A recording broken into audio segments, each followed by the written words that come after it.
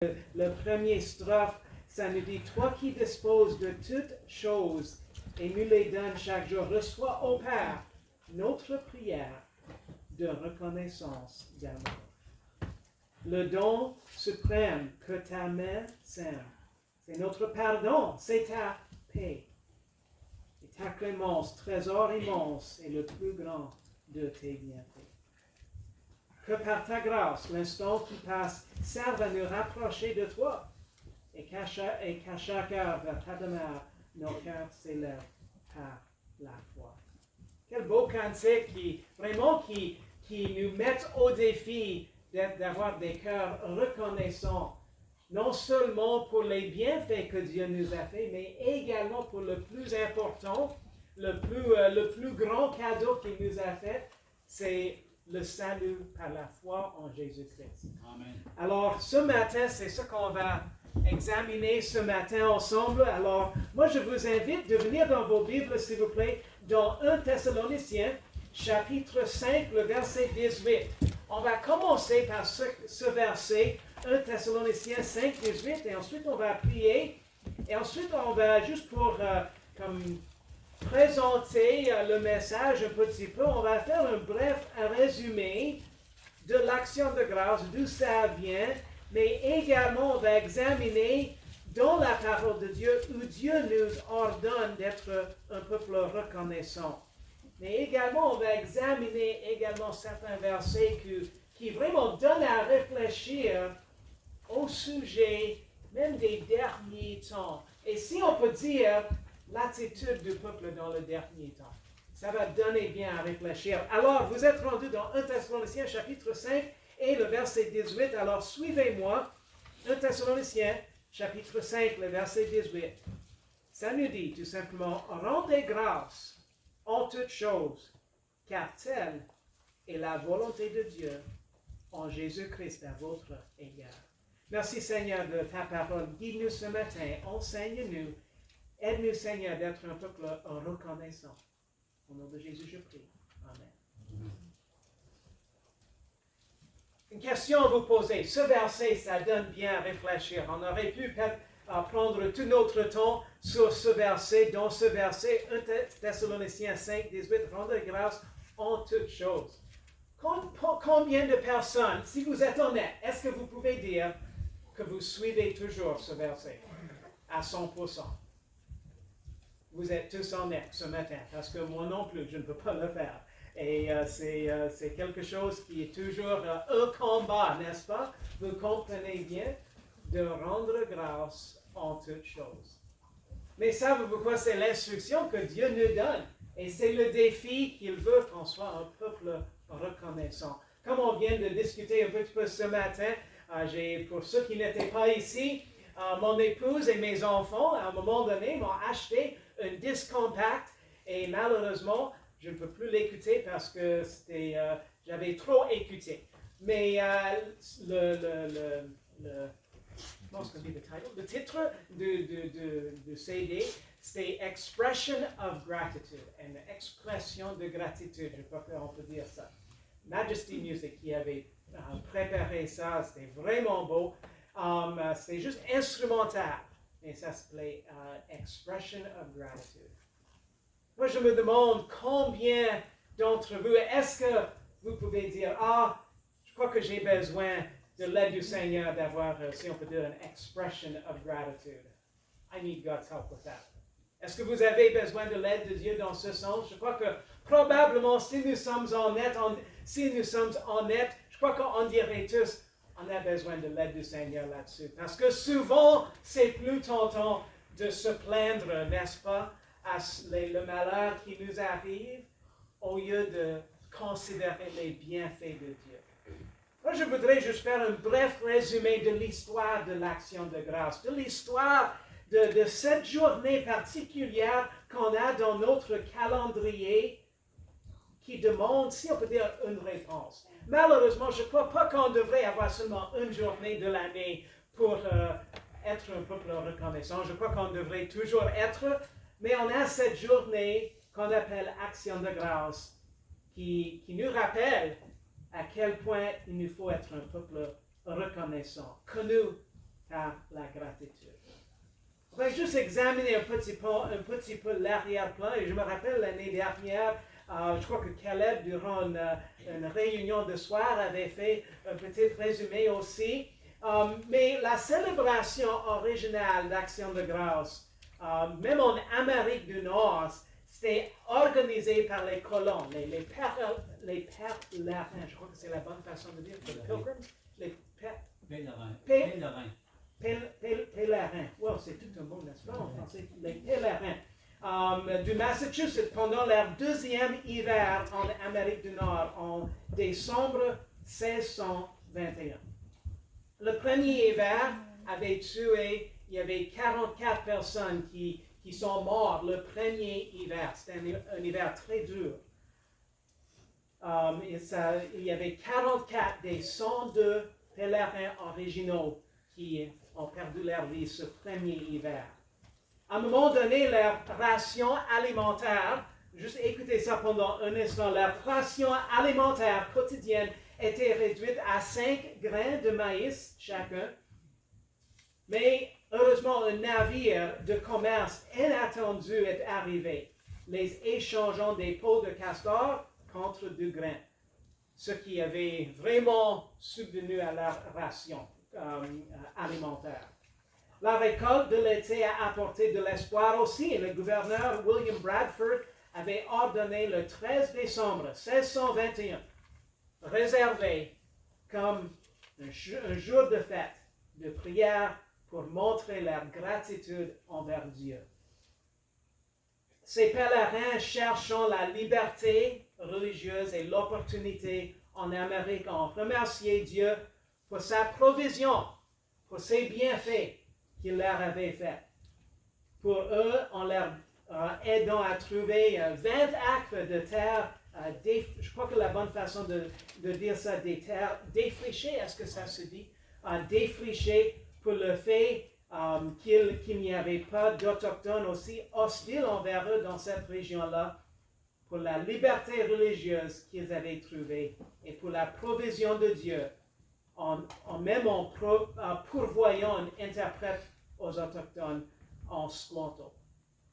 Outre les festins, les jeux impliquant les colons et plus de 80 amicaux autochtones qui ont ajouté à la fête en apportant les dindes sauvages, du chevreuil, etc. Les prières, les prédications et les chants de louange étaient importants dans leur célébration pour remercier Dieu. 3 jours ont été dédiés à la fête d'Action de grâce et à la prière. À partir de ce moment-là, Action de grâce a été célébrée comme un jour pour rendre grâce à Dieu pour sa grâce, pour sa provision abondante et suffisante. Même le président Abraham Lincoln a officiellement mis de côté le dernier jeudi de novembre en 1863 comme un jour d'action de grâce et de louange à notre Père bienfaisant. En 1941, le Congrès des États-Unis a décidé qu'après que l'Action de grâce a été fêtée, a décidé qu'après 1941, le 4e jeudi de novembre serait célébré toujours comme l'Action de grâce. La première fois que l'Action de grâce a été fêtée au Canada, c'était le 6 novembre 1879. Mais ce n'était que le 31 janvier 1957 que le deuxième lundi du mois d'octobre a été dédié comme un jour d'action de grâce, un jour férié. Mais vous vous rendez compte également que même si on a un jour réservé comme l'action de grâce, même si on dit ce jour-ci, c'est l'action de grâce, Thanksgiving, comme on dit en anglais. Si un jour est dédié pour remercier Dieu pour sa bonté, sa provision, sa grâce, vous vous rendez compte que le cœur du peuple pourrait être loin de Dieu. Est-ce que vous vous rendez compte de ça? Combien de personnes peuvent arriver à l'action de grâce et il n'y a aucune pensée à remercier Dieu pour ses bienfaits?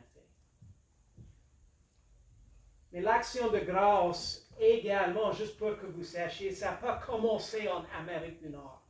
Ça n'a pas commencé aux États-Unis et au Canada. Nous trouvons des choses liées à la question de l'action de grâce, presque d'un bout jusqu'à l'autre de la parole de Dieu. Des individus ont faire des sacrifices par gratitude, par reconnaissance. Dans le livre de Genèse, les Israélites ont chanté un cantique d'action de grâce alors qu'ils étaient délivrés de l'armée de Pharaon après la traversée de la mer Rouge à pied sec. Plus tard, la loi de Moïse a mis de côté 3 fois par année que les Israélites devaient se rassembler. Quelle était la raison qu'ils devaient se rassembler? C'était pour rendre grâce à Dieu. Ces 3 rassemblements, la fête de la Pâque, la fête de la Pentecôte et la fête des tabernacles, avaient tous pour but de se souvenir de la provision et de la grâce de Dieu. Même la fête des tabernacles ont eu lieu spécifiquement en relation avec la provision de Dieu dans la récolte. Un petit peu comme ici, évidemment, on fait l'action de grâce au sujet de la récolte abondante de Dieu après qu'on fait la majorité des récoltes. Évidemment, il y a certains qui n'ont pas encore fait, mais la majorité se sont faites. Pour remercier Dieu pour sa provision dans la récolte de divers arbres fruitiers qu'ils avaient dans les temps bibliques et des grains dans leur région, le livre des psaumes est même rempli de chants d'action de grâce. À la fois pour la grâce de Dieu au peuple d'Israël à travers ses actions puissantes, ainsi que pour ses grâces individuelles à chacun d'entre nous. Venez avec moi, s'il vous plaît, dans 2 Timothée, chapitre 3. On est maintenant rendu dans 1 Thessaloniciens. Allez un petit peu plus loin, dans 2 Timothée, chapitre 3, les 7 premiers versets. 2 Timothée, chapitre 3. On va, si on peut dire, stationner ici pour le reste du message. Moi, je trouve que c'est triste lorsqu'on considère, oui, on a un jour qu'on met à côté, un jour férié, qu'on mise à part pour le sujet d'action de grâce, pour le sujet de reconnaissance. Mais combien ont le cœur loin de remercier à Dieu? Combien c'est juste un autre jour pour, pour avoir un repas particulier en famille? Combien ont le cœur qui est loin de Dieu? Venez avec moi, vous êtes rendus dans 2 Timothée chapitre 2 Timothée chapitre 3, les versets 1 à 7. Écoutez, s'il vous plaît, ces versets, ce que la Bible nous dit. Or, sache que dans les derniers jours, il y aura des temps difficiles, car les hommes seront épris d'eux-mêmes, aimant l'argent, vains, orgueilleux, médisants, rebelles, apères et amers, ingrats, impies, sans affection naturelle, implacables, calomniateurs, intempérants, cruels, ennemis des gens de bien, traîtres, emportés, enflés d'orgueil, aimant la volupté plutôt que Dieu, et en l'apparence de la piété, mais en ayant renié la force, éloigne-toi aussi de ces gens-là. De ce nombre sont ceux qui s'introduisent dans les maisons et qui captivent de pauvres femmes chargées de péché, entraînées par diverses passions, qui apprennent toujours et ne peuvent jamais parvenir à la connaissance de la vérité. Est-ce que vous avez constaté le tout premier verset? Sache que dans les derniers jours, il y aura des temps difficiles. Moi, je crois fortement qu'on est rendu dans les derniers temps. Moi, je crois qu'on est vraiment proche au retour de notre Seigneur Jésus-Christ. Évidemment, on ne connaît pas ni l'heure, ni jour, mais évidemment, la Bible nous dit d'être discernants. Et moi, je crois que lorsqu'on voit tout ce qui se passe, je crois qu'on ça s'approche. Mais ça dit, dans les derniers jours, il y aura des temps difficiles. Et ensuite, ça nous décrit à quoi est-ce que cela va ressembler, ces temps, ces moments difficiles. Moi, je trouve triste qu'une des caractéristiques, pour ainsi dire, des gens des derniers temps sera un manque de reconnaissance, un manque de gratitude, ça dit ingrat. Lorsque je pense à notre jour férié d'action de grâce, je me rends compte qu'il existe plusieurs qui font le fêter d'une façon ou d'une autre sans aucune gratitude, sans aucune reconnaissance envers Dieu qui les a tant bénis, qui leur donne leur souffle même. Ceci me rappelle ce que Jésus a dit dans Matthieu 15:8, et c'était presque pareil à ce qui était prononcé contre Jérusalem par Dieu à travers le prophète Ésaïe.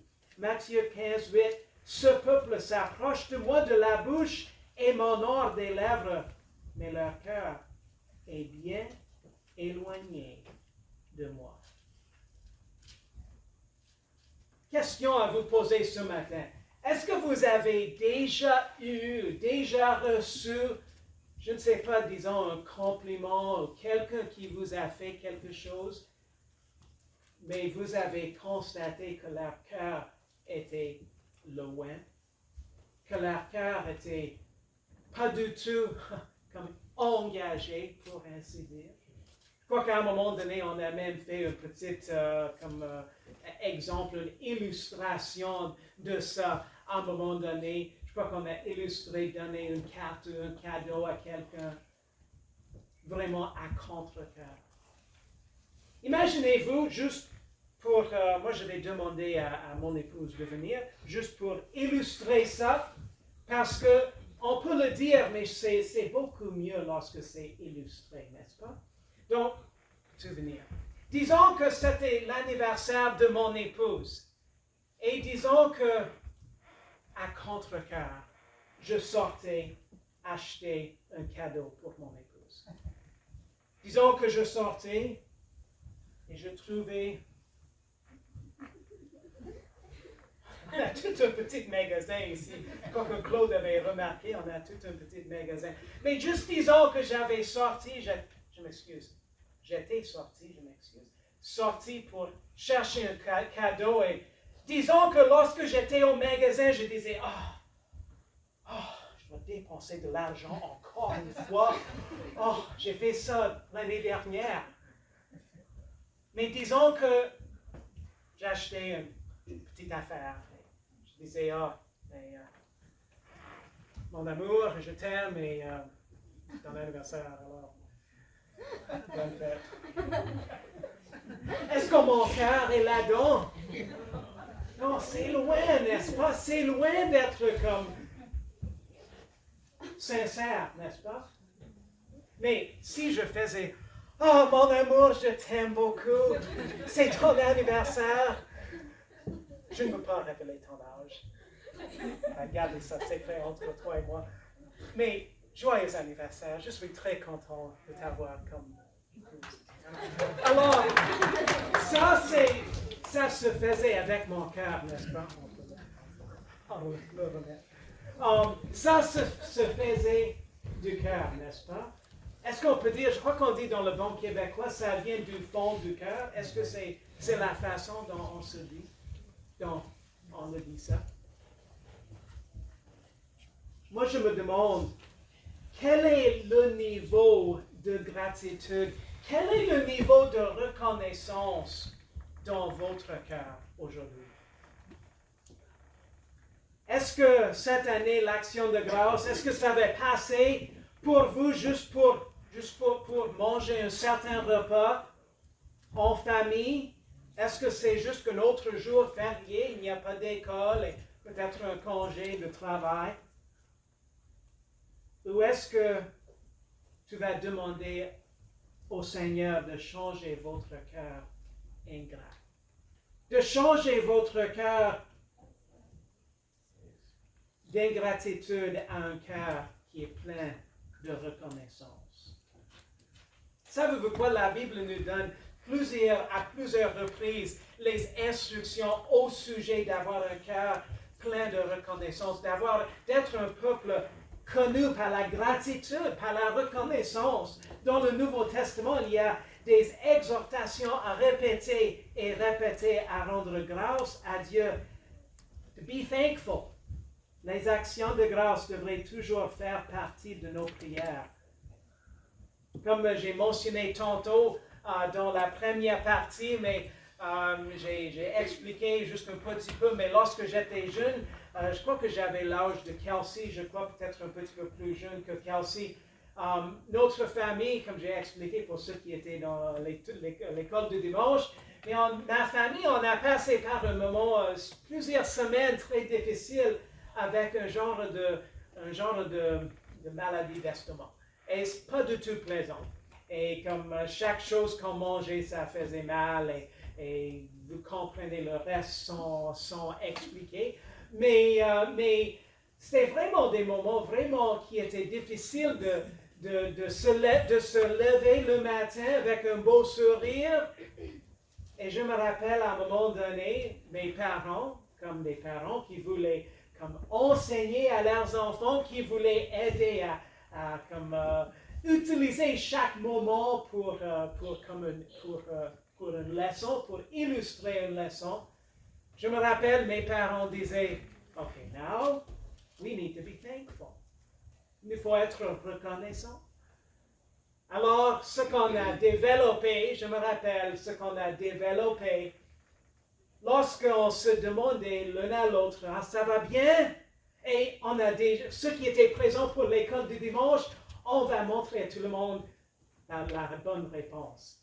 Comment ça va tout le monde? Je suis reconnaissant. Ah, vous faites bien. Encore une fois. Comment ça va tout le monde? Je suis reconnaissant. Amen, merci. Mais savez-vous quoi? C'est tout un défi non seulement de prononcer ça avec les lèvres, non seulement de dire les mots, mais de mettre en action.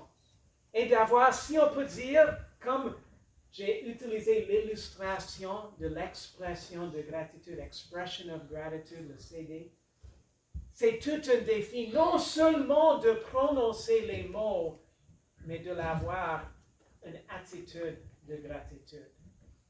Et je me rappelle que mes parents nous ont mis au défi. Si on vous demande comment ça va, au lieu de dire ah, ça va pas très bien, je suis reconnaissant. Et souvent, ça nous pousse à réfléchir sur quelque chose. On peut dire, moi, je suis reconnaissant je suis reconnaissant 3 points, un petit peu comme ça. Pour considérer notre attitude de cœur.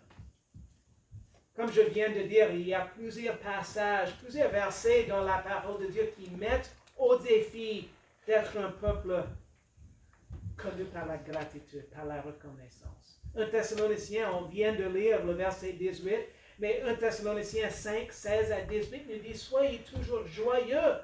On peut dire autrement, ça dit « Réjouissez-vous toujours ». Priez sans cesse, rendez grâce en toutes choses, car telle est la volonté de Dieu en Jésus-Christ à votre égard. Philippiens 4, 6, ne vous inquiétez de rien, mais en toutes choses, en toute occasion, exposez vos demandes devant Dieu par des prières et des supplications avec des actions de grâce. 1 Timothée 2, 1, je recommande donc avec toutes choses, avant toutes choses, qu'on fasse des requêtes, des prières, des supplications et des actions de grâce pour tous les hommes. De tous les dons que Dieu nous a donnés, le plus grand que Dieu nous a donné, c'est le don, le cadeau en son Fils Jésus-Christ. Sur la croix du Calvaire, Jésus a payé notre dette de péché, de sorte que Dieu, un juge qui est saint et juste, puisse nous pardonner nos péchés et nous donner la vie éternelle en cadeau gratuit par la foi en Jésus-Christ. Ce don est disponible pour tous ceux qui demandent à Jésus-Christ de les sauver de leurs péchés dans une foi simple mais sincère. Mais plusieurs versets qui nous parlent à ce sujet, effectivement, Jean 3,16, On connaît probablement tous par cœur que Dieu a tant aimé le monde qu'il a donné son Fils unique, afin que quiconque croit en lui ne périsse point, mais qu'il ait la vie éternelle. Aussi, Romains chapitre 6, le verset 23, ça nous dit, car le salaire du péché, c'est la mort, mais le don gratuit de Dieu, c'est la vie éternelle en Jésus-Christ.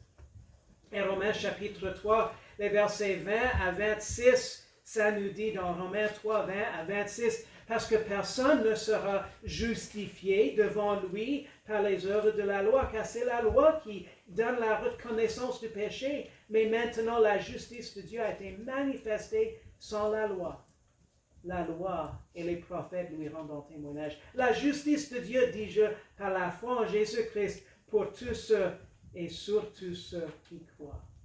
Il n'y a point de distanciation, puisque tous ont péché, sont privés de la gloire de Dieu, et qu'ils sont justifiés gratuitement par sa grâce, par la rédemption qui est en Jésus-Christ, que Dieu avait destiné à être une victime propitiatoire par la foi, en son sang, afin de manifester sa justice par le pardon des péchés commis auparavant, pendant les jours de la patience de Dieu, afin, dis-je, de faire paraître sa justice dans ce temps-ci, afin d'être reconnu juste et comme justifiant celui qui a la foi en Jésus. Et juste deux autres versets, Romains chapitre 10, le verset 13 nous dit, « Car quiconque invoquera le nom du Seigneur sera sauvé. » Et Éphésiens chapitre 2, les versets 8 à 10, des versets bien connus au sujet du fait qu'on est sauvé par la grâce. Et Éphésiens chapitre 2, les versets 8 à 10 nous dit, « Car vous êtes sauvés par la grâce, par le moyen de la foi. Et cela ne vient pas de vous, c'est le don de Dieu. Ce n'est point par les œuvres afin que personne ne se glorifie, car nous sommes son ouvrage, et ont été créés en Jésus-Christ pour les bonnes œuvres que Dieu a préparées d'avance, afin que nous y marchions. »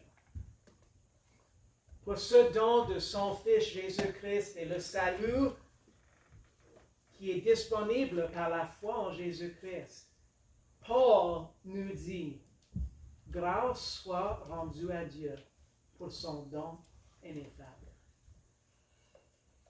Quoique nous, comme les pèlerins qui avaient fêté Action de grâce, nous avons un choix également. Dans la vie, il y a toujours des choses dont nous pouvons nous plaindre, n'est-ce pas? Probablement, si on faisait le tour, on peut probablement chacun trouver quelque chose où on peut dire « Ah, c'est pas exactement agréable dans la vie, n'est-ce pas? » Est-ce que vous pouvez penser à quelque chose? Seulement une personne peut penser à quelque chose. Oh oui, probablement, si nous sommes honnêtes, probablement on dirait tous, on peut trouver quelque chose, on dit, ah, c'est moins agréable. Mais savez-vous quoi? Les pèlerins, vous rappelez-vous bien, les pèlerins, les pilgrims, ils ont perdu beaucoup de leur chair au long de leur voyage. Ils ont perdu beaucoup ce premier hiver, je m'excuse. Mais aussi, ils avaient trouvé des raisons d'être reconnaissants. Même l'apôtre Paul, dans la parole de Dieu, lorsqu'il se trouvait en prison, il disait, je ne me rappelle pas comment ça se dit en français maintenant, I found and whatsoever I've learned in whatsoever state I am therewith to be content. Dans n'importe quel état je me trouve, d'y être content. Est-ce que ça se traduit comme ça? Je ne me rappelle pas comment ça se traduit maintenant en français. Mais c'est intéressant, l'apôtre Paul avait même dit qu'il avait dû apprendre comment être reconnaissant, n'importe quelle situation il se trouvait. À mesure que notre société devient de plus en plus, si on peut dire, laïque, la véritable reconnaissance envers Dieu est de plus en plus, malheureusement, négligée, même dans la fin de semaine de l'Action de grâce. Ne laissons rien qu'une sorte de fête et un repas. Moi, je vous mets au défi. Moi, je vous encourage que Dieu nous trouve chaque jour d'être un peuple reconnaissant. D'être un peuple, si on peut dire, caractérisé par sa gratitude. d'être un peuple reconnaissant pour tous les dons de Dieu, c'est le spirituel et matériel.